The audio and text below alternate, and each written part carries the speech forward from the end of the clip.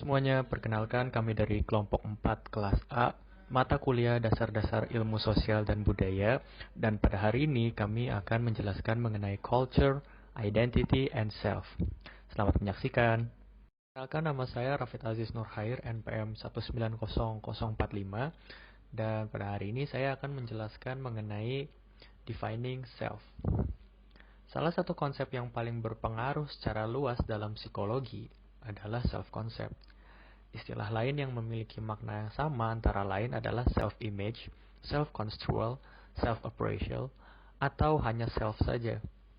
Didefinisikan sebagai representasi kognitif terhadap diri seseorang, yaitu sebuah gagasan atau gambaran yang dimiliki seseorang terhadap dirinya sendiri, serta bagaimana dan mengapa seseorang tersebut berperilaku. Contohnya, mungkin saja kita mendeskripsikan diri kita sendiri sebagai orang yang percaya diri, atau sebagai orang yang pemalu. Selain itu, mungkin juga kita mendeskripsikan diri kita sebagai orang yang ekstrovert atau introvert. Nah, gambaran terhadap diri kita sendiri ini merupakan hal yang sangat menentukan pikiran, tindakan, dan perasaan kita, dan juga bagaimana kita melihat dunia, diri kita, dan orang lain di dunia tersebut. Termasuk juga hubungan kita dengan orang lain, tempat, benda, dan suatu kejadian. Secara singkat, apa yang kita rasa terhadap diri kita berada pada inti keberadaan kita, secara tidak sadar dan otomatis mempengaruhi pikiran, tindakan, dan perasaan kita. Contoh, pertandingan perebutan Piala Uber kemarin antara Indonesia dan Cina memberikan kemenangan pada pihak Cina. Salah satu penyebabnya bisa saja karena tim Indonesia sejak awal sudah memiliki konsep diri sebagai negara yang tidak lagi unggul dalam bidang bulu tangkis. Dan hal mustahil bila mengalahkan Cina yang dikonsepkan sebagai negara bulu tangkis terhebat. Dengan konsep diri yang seperti itu, menyebabkan tim Indonesia pesimis dan menyerah begitu saja. Nah, slide selanjutnya akan dilanjutkan oleh teman saya, Farel. Saya Triamat Farel akan memaparkan tentang dari mana konsep diri itu berasal. Konsep diri adalah keseluruhan pandangan seseorang tentang dirinya sendiri, yakni bagaimana seseorang melihat, menilai, dan menyikapi dirinya sendiri. Konsep diri pada seseorang merupakan hasil dari proses belajar yang terjadi sejak kita kecil hingga dewasa. Hal yang mempengaruhi konsep diri bisa berasal dari faktor lingkungan, pola asuh orang tua, atau pengalaman selama proses kehidupan berlangsung. Faktor-faktor tersebut sangat memberikan dampak pada pembentukan konsep diri seseorang. Sikap orang tua serta lingkungan akan menjadi sumber informasi bagi diri kita sendiri untuk mengetahui siapa itu saya. Dari hal tersebut, konsep diri dapat juga berasal dari persepsi kognitif akan dirinya sendiri, seperti jenis kelamin, usia, dan hal yang berkaitan dengan diri seseorang. Budaya dari mana seseorang berasal juga dapat menentukan konsep diri seseorang. Seperti orang yang berasal dari keluarga Jawa, cara berbicaranya pasti akan berbeda dengan cara berbicara orang yang berasal dari keluarga Minang. Keadaan lingkungan sosial juga dapat membentuk konsep diri seseorang. Seseorang yang dibesarkan di daerah pedesaan, sifat dan temperamennya akan sangat berbeda dengan orang yang dibesarkan di daerah kota. Halo teman-teman semua, perkenalkan saya Nandini Hairuni Sayudanti NPM 035 akan menjelaskan tentang cultural differences in self-concept. Nah, jadi definisi self-concept di tiap budaya itu berbeda-beda. Perbedaan ini terjadi karena tiap budaya memiliki cara hidup, aturan hidup, dan lingkungan ekonomi dan sosial yang berbeda pula. Terdapat dua teori mengenai self-concept ini. Yang pertama adalah independent control of self. Pada teori ini, individu cenderung fokus pada pribadinya sendiri dan pada sifat-sifat internal seperti kemampuan individu, kecerdasan, kepribadian, preferensi pribadi, dan tujuan hidup. Lalu mereka mengungkapkan hal tersebut di depan umum dan secara pribadi menguji serta memastikannya melalui suatu perbandingan sosial. Teori ini dianut oleh masyarakat barat. Contoh dari teori ini adalah politisi di Amerika menyatakan bahwa kesuksesan mereka itu terjadi karena kepercayaan diri mereka sendiri.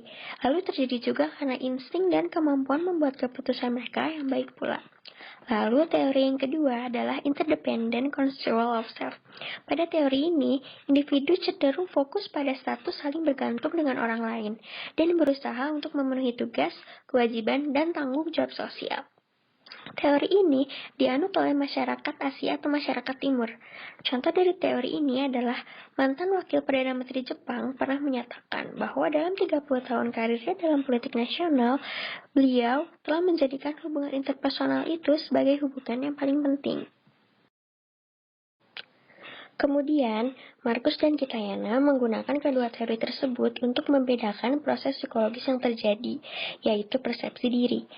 Nah, bagi teori independen, informasi yang dianggap relevan dengan diri sendiri adalah informasi mengenai sifat-sifat internal seseorang, seperti kemampuan individu, kecerdasan, kepribadian, preferensi, dan tujuan hidup. Sedangkan, informasi yang dianggap relevan dengan diri sendiri bagi teori interdependen adalah informasi mengenai peran sosial dan hubungan seseorang dengan orang lain. Selanjutnya adalah going beyond independent and interdependent self-control. Konstruk independen dan interdependen bukanlah dikotomi yang saling eksklusif, melainkan berdampingan secara bersamaan dalam individu.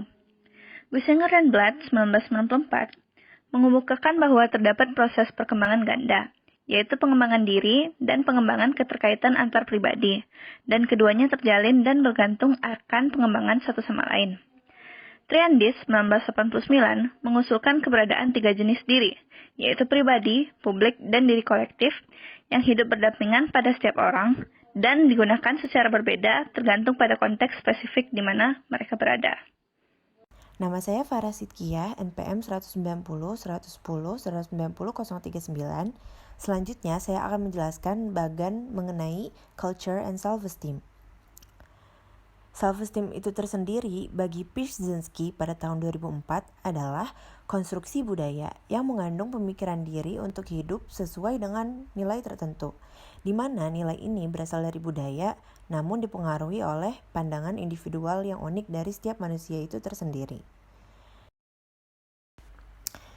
Pada tahun 1971 hingga 1973, Becker mencetuskan suatu teori yang bernama Terror Management Theory. Pada teori ini disebutkan bahwa manusia memiliki kemampuan kognitif yang unik untuk mengetahui keberadaan dari kematian. Kematian ini tidak dapat dihindari sehingga manusia menciptakan cara-cara psikologis untuk mengurangi rasa takut mereka terhadap kematian yang tidak dapat dihindari tersebut. Perkenalkan, nama saya Deda Kurniawan, NPM 190043. Pada slide ini saya akan jelaskan tentang apakah self-enhancement bersifat universal atau spesifik terhadap kultur tertentu. Pertanyaan ini telah menjadi topik perdebatan selama lebih dari 1 dekade dalam psikologi budaya. Penelitian lintas budaya mengenai self-esteem melaporkan bahwa anggota budaya individualistis seperti masyarakat Amerika dan Kanada memiliki skor self-esteem yang lebih tinggi dibandingkan anggota budaya kolektif seperti masyarakat Asia. Bahkan, penelitian menunjukkan bahwa masyarakat Asia yang kolektivis bukannya tidak mengalami self-enhancement, namun mereka juga memiliki kecenderungan yang berlawanan seperti self-effacement atau mementingkan diri sendiri. Self-effacement mengacu pada kecenderungan untuk meremehkan kebaikan seseorang. Beberapa peneliti telah menemukan bahwa orang Asia seperti Cina dan khususnya Jepang tidak hanya lebih mementingkan diri sendiri. Mereka lebih kritis tentang diri mereka sendiri dan lebih terbiasa dengan evaluasi diri yang negatif daripada positif, baik di lingkungan pribadi maupun publik. Metode lain yang telah digunakan untuk memperdebatkan perbedaan budaya dalam self-enhancement adalah better than average effect. Wiley pada tahun 1979 menemukan bahwa orang dewasa Amerika biasanya menganggap diri mereka lebih cerdas dan lebih menarik daripada rata-rata. Efek ini cenderung lebih sering ditemukan pada pria dibandingkan wanita. Dalam survei nasional siswa Amerika, Myers pada tahun 1987 menemukan bahwa 70% siswa merasa mereka berada di atas rata-rata dalam kemampuan kepemimpinan, yaitu sehubungan dengan kemampuan bergaul dengan orang lain. Jenis-jenis studi ini jelas menunjukkan bahwa ada kecenderungan untuk melihat diri sendiri dan kemampuan serta sifat seseorang secara lebih positif dibandingkan dengan yang lain, setidaknya di Amerika Serikat. Studi awal tentang efek keunikan palsu di negara dan budaya di luar Amerika Serikat bagaimanapun menunjukkan bahwa bias ini tidak ada. Temuan-temuan tersebut telah digunakan untuk menyatakan bahwa self-enhancement yang menghasilkan skor self-esteem yang relatif lebih tinggi adalah hasil dari budaya individualistis dan tidak ada dalam budaya kolektif atau relatif lebih rendah. Tetapi, sejumlah penelitian baru selama 1 dekade terakhir telah menentang posisi ini, menunjukkan bahwa orang-orang dari semua budaya mengalami self-enhance, tetapi mereka hanya melakukannya dengan cara yang berbeda.